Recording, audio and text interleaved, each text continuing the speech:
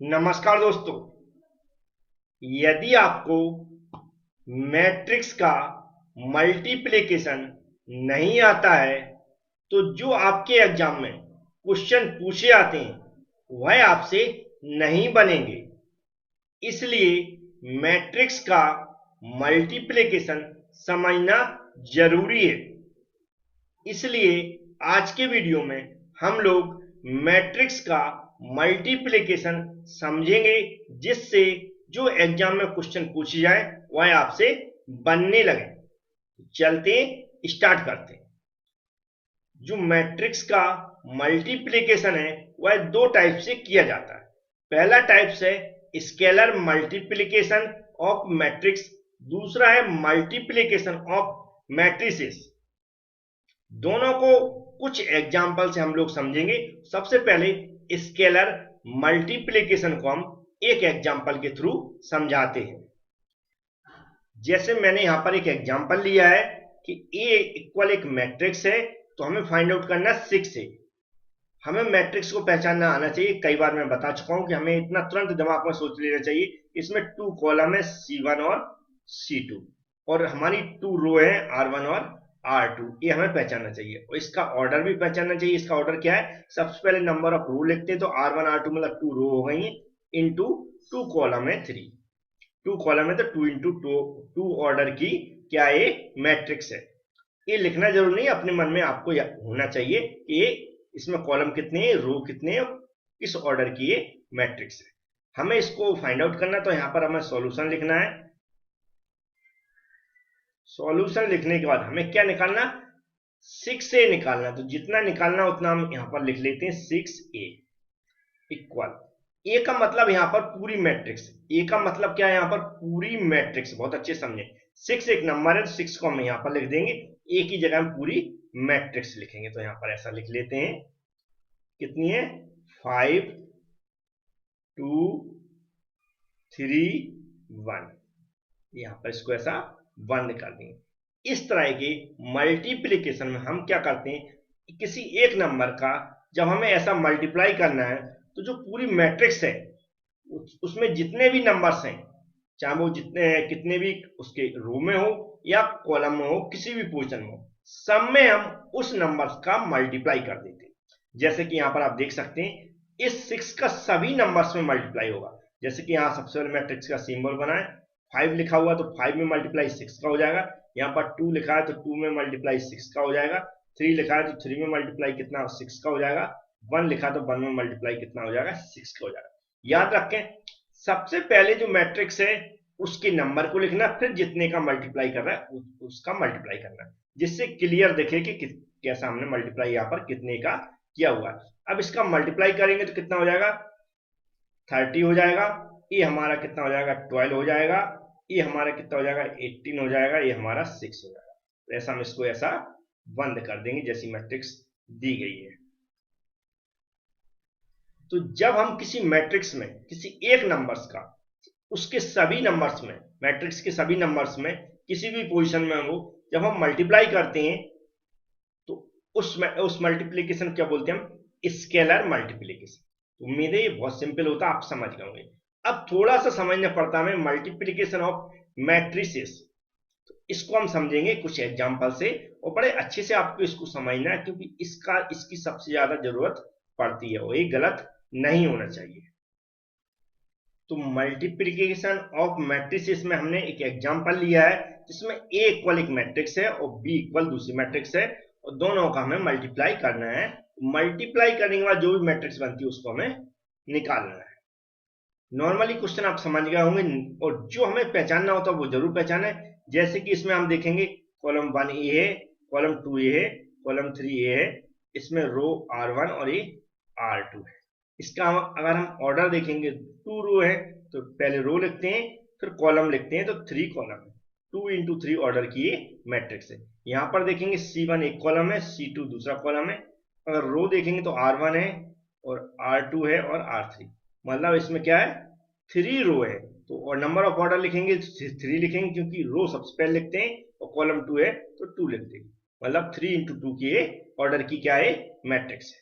हमें मल्टीप्लाई करना, तो मल्टीप्लाई करने के लिए जैसा कि हम जानते हैं a इंटू बी हमें फाइंड आउट करना है और इक्वल लगाएंगे। सेम पोजीशन में पहले मैट्रिक्स को भी लिखेंगे यहाँ पर, तो क्या है 1 2 2 3 4 1, ऐसा लिख लें इसको यहाँ पर, और ऐसा बिल्कुल मैट्रिक्स का साइन बना लें।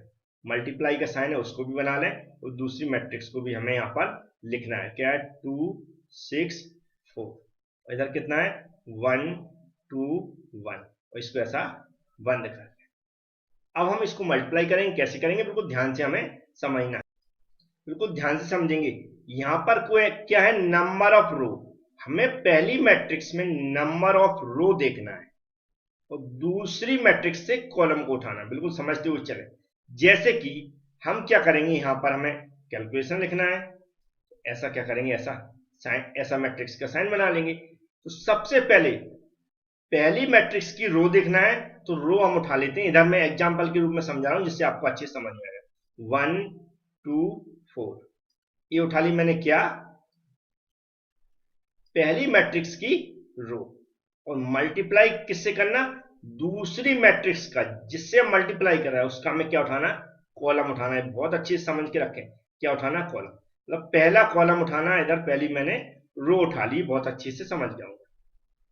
पहली मैट्रिक्स की रो उठाना है, दूसरी मैट्रिक्स का क्या उठाना, हमें कॉलम उठाना। इतना उठा लिया। अब इसका मल्टीप्लाई करेंगे, तो जो नंबर पहला है इसका पहले में मल्टीप्लाई करेंगे, तो जैसे यहां पर क्या है 1 है, तो मल्टीप्लाई कितना कर देंगे, 2 कर देंगे। पहले का पहले कॉलम के नंबर्स में मल्टीप्लाई करने के बाद हमें प्लस लगाना है। तो यहाँ दूसरा जिस भी पोजीशन पे, पोजीशन नहीं बता रहा हूं मैं, डायरेक्ट बता रहा हूं। यहाँ दूसरी पोजीशन पे रो का नंबर 2 लिख दिया, तो इसकी जो दूसरी कॉलम का दूसरा पोजीशन पे जो नंबर है उसको मल्टीप्लाई करके लिखना है, फिर प्लस लगा देना। इसका थर्ड पोजीशन पे जो नंबर होगा क्या है 4 है, इसके थर्ड पोजीशन पे जो नंबर है उसका हमें मल्टीप्लाई कर देना। जो भी ये पूरी इक्वेशन बनती है उसको हमें यहाँ पर लिखना, याद रखें रो की पोजीशन पे लिखना है, जहां पर रो लिखी उसी पोजीशन पे हमें लिख देना। क्या लिख देना, 1 into 2 plus 2 into 6 plus 4 into 4, ऐसा लिख लेना। समझ गए होंगे। अब हम चाहें तो इधर का आगे बढ़ सकते हैं, लेकिन हम लोग क्या करेंगे, सबसे पहले हम सेकंड रो को कंप्लीट करेंगे। इस सेकंड देख रही है। अब हम यहां पर क्या करेंगे, याद रखें कॉलम पहला ही रहेगा, लेकिन रो कौन सी आ जाएगी, सेकंड। बिल्कुल आप अच्छे से रखें, कंसेप्ट ये है, अलग अलग तरह से समझाया गया, लोगों ने समझाया है इसको, लेकिन कंसेप्ट एक ही है सभी का। हम क्या करते हैं, जितनी नंबर ऑफ रो हैं उसमें जो पहला कॉलम है उसका सबसे पहले मल्टीप्लाई करते हैं। जैसे कि यहां पर पहली रो थी, पहली रो में हमने पहले कॉलम का मल्टीप्लाई कर दिया, तो पहले कॉलम का ही सेकंड रो में मल्टीप्लाई करेंगे। तो कैसे करेंगे समझ लें। सेकंड हम क्या करेंगे, यहां पर रो रख लेते हैं फर्स्ट मैट्रिक्स की, इसको ऐसा बंद कर लेते हैं, और कॉलम हमारा कौन सा रहेगा, पहला ही रहेगा। तो क्या है पहला कॉलम, 2 6 4। कहने का मतलब पहले कॉलम का मल्टीप्लाई, इस कॉलम का पहले कॉलम का जो मल्टीप्लाई है वह हम जब तक करते रहेंगे जब तक कंप्लीट रो खत्म नहीं हो जाएगी। इस पहली रो में कर दिया, अब सेकंड रो में कर रहा है, तो क्या है जो पहला है, पहला नंबर पहले नंबर से मल्टीप्लाई हो जाएगा, 2 इंटू 2, फिर प्लस लगता है जैसे मैं बता चुका हूं। सेकंड नंबर है, सेकंड नंबर मल्टीप्लाई होगा तो क्या होगा, 3 इंटू 6, फिर प्लस लगा देना। थर्ड नंबर है, उसका थर्ड नंबर के कॉलम की थर्ड नंबर मल्टीप्लाई होगा 1 इंटू 4। जैसा इक्वेशन बनता वैसा यहां पर लिख लेना है, 2 into 2 plus 3 into 6 plus 1 into 4। पहले कॉलम का हमने, हमारे पास दो ही रो थी इसलिए दोनों में हमने मल्टीप्लाई करके रख लिया। कैसे मल्टीप्लाई करते हैं मैं यहां पर समझाते जा रहा हूं, ये आपको करने की जरूरत नहीं है, और नहीं समझ में आता तो आप कर भी सकते रफ में।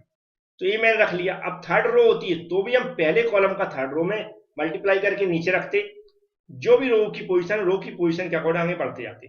फोर्थ पोजीशन पे रो होती तो उस रो में ऐसा ही फर्स्ट कॉलम का मल्टीप्लाई करके सेम रख, लेकिन ऐसा नहीं है। तो हम क्या करेंगे अब ये तो कंप्लीट कर लिया मैंने, क्योंकि दो ही रो थी, दोनों रो में फर्स्ट कॉलम का मल्टीप्लाई कर दिया। अब सेकंड कॉलम देखेंगे, सेकंड कॉलम का भी सेम फर्स्ट रो में और सेकंड रो में मल्टीप्लाई करेंगे।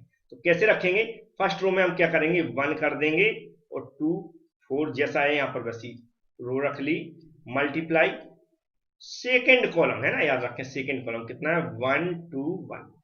अब इसका मल्टीप्लाई करेंगे, पहले नंबर्स में पहला मल्टीप्लाई होगा तो 1 इंटू 1 हो जाएगा, प्लस लगाएंगे, फिर 2 सेकेंड नंबर में सेकेंड नंबर का मल्टीप्लाई हो जाएगा 2 इंटू 2, फिर प्लस लगाएंगे, थर्ड नंबर में थर्ड नंबर का मल्टीप्लाई हो जाएगा, मतलब क्या हो जाएगा 4 इंटू 1।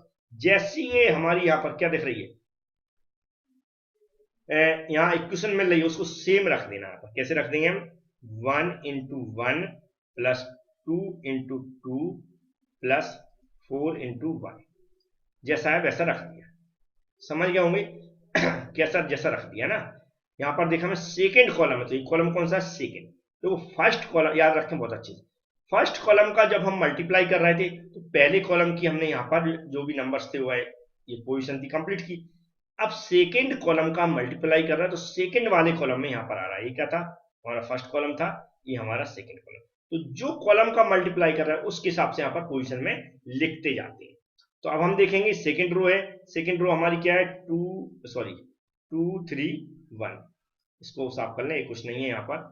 और यहाँ पर सेकेंड कॉलम फिर से लिख देंगे, क्या हो जाएगा 1 2 1, ऐसा लिख देंगे। इसको हम क्या करेंगे, पहले में पहले का मल्टीप्लाई करेंगे, क्या हो जाएगा 2 इंटू 1, फिर प्लस लगाएंगे, दूसरे का दूसरे में मल्टीप्लाई करेंगे, क्या हो जाएगा 3 इंटू 2 हो जाएगा, प्लस थर्ड में थर्ड का मल्टीप्लाई करेंगे 1 इंटू 1। इस इक्वेशन का हम यहाँ पर लिखेंगे, क्योंकि सेकंड कॉलम है तो सेकंड कॉलम वाले में ही लिखेंगे, सेकंड रो पोजीशन है तो सेकंड रो में लिख देंगे, है ना। क्या हो जाएगा 2 into 1 plus 3 into 2 plus 1 into 1, इसको बंद कर दें। तो क्या समझ में आया, जब हम पहले कॉलम का मल्टीप्लाई करते हैं तो पहले कॉलम की पोजीशन कंप्लीट करते हैं। पहले कॉलम का हम दोनों रो में मल्टीप्लाई करेंगे, पहली रो थी पहला कॉलम था तो पहली पोजीशन हो गई, ये क्या है, अगर इसको हम पहचानेंगे तो क्या है, पहला कॉलम पहली रो है। फिर यहाँ पर हम देखेंगे क्योंकि फर्स्ट कॉलम का सेकेंड रो में मल्टीप्लाई कर रहा है, ये पोजीशन हम देखेंगे, ये हमारी फर्स्ट कॉलम है और सेकेंड रो है। समझ गए होंगे। इसी तरह सेकेंड कॉलम का मल्टीप्लाई कर रहा है तो सेकेंड कॉलम में सारी वैल्यू लिखी जाएंगी, लेकिन रो के अकॉर्डिंग। ये फर्स्ट रो में सेकेंड कॉलम का मल्टीप्लाई किया तो ये क्या है, यहाँ पर देख सकते हैं सेकेंड कॉलम फर्स्ट रो है। फिर हमने यहाँ पर क्यों लिखा, क्योंकि हम देख रहे हैं कॉलम सेकेंड है, कॉलम मतलब ये सेकेंड ही है, लेकिन रो कौन सी है, सेकेंड है, तो ये रो सेकेंड है तो सेकेंड रो में लिखा। बस हमें इसको मल्टीप्लाई कर लेना, मल्टीप्लाई करना सभी को आना चाहिए, बड़े सिस्टम से करें, कोई प्रॉब्लम की बात नहीं। 1 का 2 में मल्टीप्लाई करें तो क्या हो जाएगा, 2 हो जाएगा, प्लस लगा दें। 6 का 2 में मल्टीप्लाई करें 12 हो जाएगा, प्लस ये 16 हो जाएगा। यहाँ पर देखें ये 4 हो जाएगा, प्लस ये 18 हो जाएगा, प्लस यहाँ पर 4 हो जाएगा। फिर से यहाँ पर क्या कर रखें, 1 हो जाएगा, प्लस 4 हो जाएगा, प्लस हमारा 4 हो जाएगा। यहाँ पर देखा, इसका मैं मल्टीप्लाई करते हुए जा रहा हूँ, 2 हो जाएगा, प्लस यहाँ पर 6 हो जाएगा, प्लस यहाँ पर 1 हो जाएगा। कोई गलती हो जाए तो उसको सही कर लें, कोई कमेंट करने की जरूरत नहीं है ना। एक कैलकुलेशन है, कैलकुलेशन को कुछ समझने की जरूरत नहीं, सिर्फ आपको सही आना चाहिए। अब इसको हम ऐड कर देंगे तो जो एडिशन आ रहा है हम देख रहे हैं, वो एडिशन लगभग 30 आ रहा है। इन तीनों को ऐड करेंगे तो 30 हो गया, इन सबको ऐड कर रहे हैं तो लगभग आना चाहिए 26 आना चाहिए, इन सबको ऐड कर रहे हैं तो 9 आना चाहिए, इन सबको ऐड कर रहे हैं तो कितना चाहिए, 9 आना चाहिए। तो ये हमारी क्या हो जाएगी, मैट्रिक्स हो जाएगी। ये मैट्रिक्स का ऑर्डर क्या होगा, देख रहे हैं 2 कॉलम और 2 रो है तो 2 इंटू 2 हो जाएगा ना। देख सकते हैं R1 और R2 2 रो है, यहाँ पर कॉलम देख सकते हैं, C1 और C2 2 कॉलम। तो यहाँ पर हम देख सकते हैं कैसे मैट्रिक्स बनी। देखो पहले रो आती तो यहाँ पर रो देखेंगे, और पहली मैट्रिक्स में तो 2 रो है और दूसरी मैट्रिक्स में देखेंगे तो 2 कॉलम है, तो इसलिए 2 इंटू 2 की हमारी क्या बन गई, यहाँ पर एक नई मैट्रिक्स बन गई, दोनों का मल्टीप्लाई।